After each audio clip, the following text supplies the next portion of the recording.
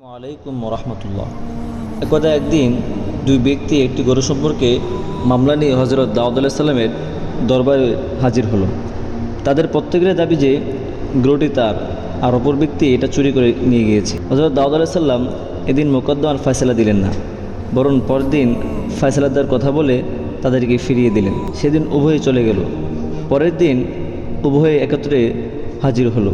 তিনি বাদীকে বললেন যে আল্লাহ পাক আমাকে ওহী প্রেরণ করেছেন, আমি তোমাকে যেন হত্যা করি, সুতরাং তুমি সত্য কথা বলো।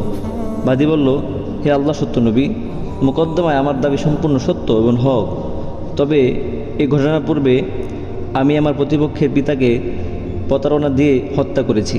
তখন হযরত দাউদ আলাইহিস সালাম আদেশ করলেন তাকে যেন কিসাস গ্রহণ করার ভিত্তিতে হত্যা করা হয়।